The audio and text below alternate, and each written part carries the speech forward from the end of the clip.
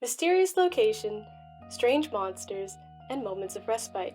These are the impressions that one feels when coming away from Little Nightmares, and yet the feeling from Little Nightmares 2 is entirely different. My name is Elle, and just consider me as your compass rose through the twists and scares of Little Nightmares 2. This is a non-spoiler review that should help you better understand what type of horror you'll get in this game. I've been a horror fan for a long time now, and I don't really know what to expect when I come into anything under the horror genre.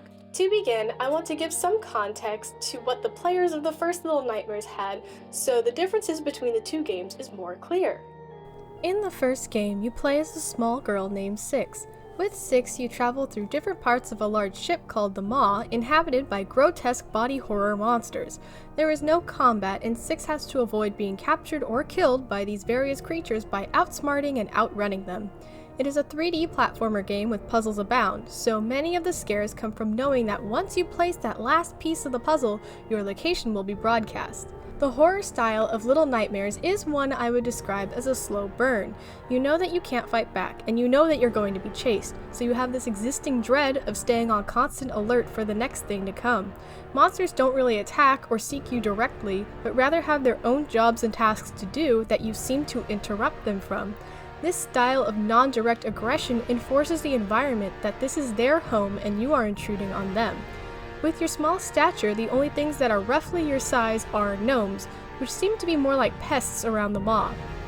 The main sources of horror in this game are the feeling of insignificance from your stature, the terrifying character design of the monsters, your powerlessness as the player, and it's all wrapped together with a chilling soundtrack. For me, as a fan of Little Nightmares 1, I was expecting much of the same horror type.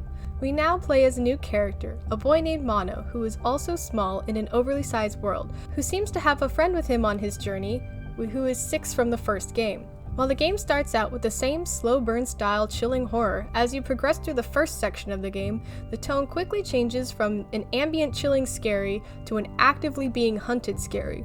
The techniques of hiding while waiting for a monster to lose interest has no place in this new story, with the best option for Six and Mono often being to run for your lives or even fight back. What threw me off more than anything else in the game was the agency that is thrust upon you when you realize that Mono can wield weapons that he finds in his environment.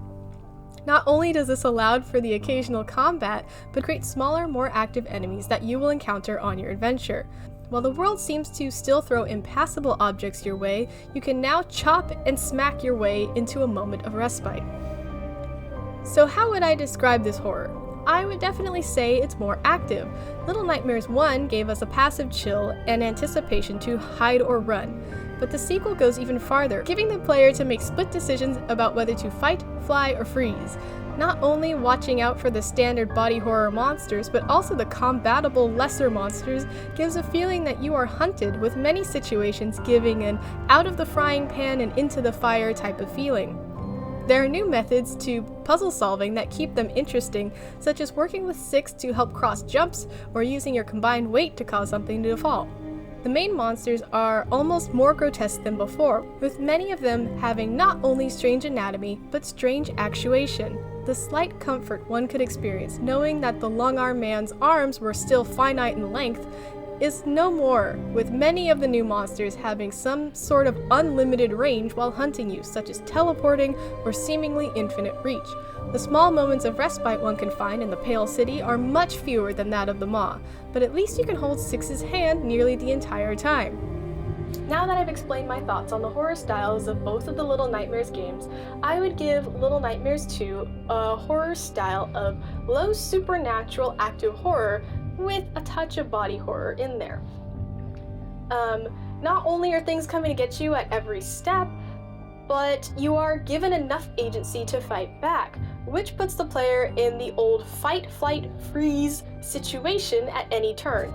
All of the scary moments were great because during any given encounter, you weren't sure what to expect from the enemy, or simply the appearance of the creature was just terrifying in and of itself. The game didn't need to rely on cheap jump scares or musical cues to get you to jump, which is a testament to how well organized the timing, character design, lighting, and music of the game actually was. Thank you for watching, and until next time, don't look behind you.